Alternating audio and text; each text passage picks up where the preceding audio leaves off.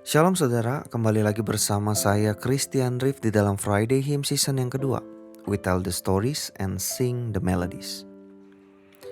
Saudara, kenyataan hidup telah dibeberkan oleh Paulus di dalam surat Roma 3 ayat 23.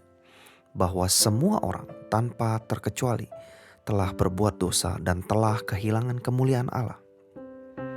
Lalu bagaimana jika ada orang yang mengaku bahwa ia tidak berdosa? 1 Yohanes 1 ayat 8 mengatakan bahwa ia sedang menipu dirinya sendiri. Lalu, sebenarnya seberapa berat atau seberapa besar sih dosa kita? Kita berdosa sama dengan kita menjadi hamba dosa. Artinya apa saja yang kita lakukan membawa kita kepada kecenderungan untuk berdosa. Sekalipun di mata kita melakukan kebaikan. Contoh, benar kita melakukan kebaikan.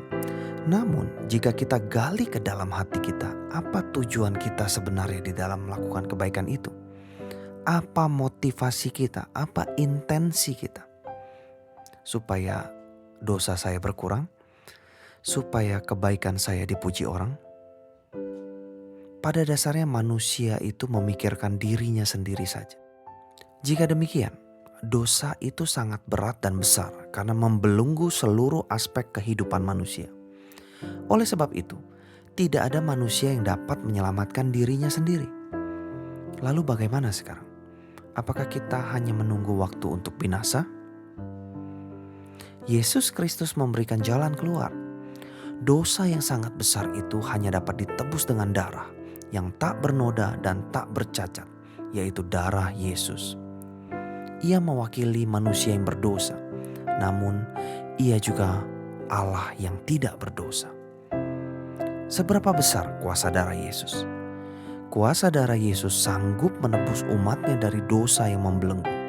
Bukan hanya untuk satu orang, tetapi cukup untuk semua orang. Penekanan tentang besarnya kuasa darah Kristus itu disampaikan oleh Louis Edgar Jones dalam syair sebuah hymn dengan melodi yang begitu indah. Dalam syair yang ditulis oleh Louis, menyebutkan apa saja dampak besar dari kuasa darah Yesus. Seperti membuat kita terbebas dari beban dosa, menang dari si jahat, menang dari kesombongan. Seberapa besar kuasa darah Yesus dapat kita maknai ketika kita mengakui akan ketidakmampuan kita untuk mengatasi dosa. Saat ini, dosa apa yang membelenggu kita?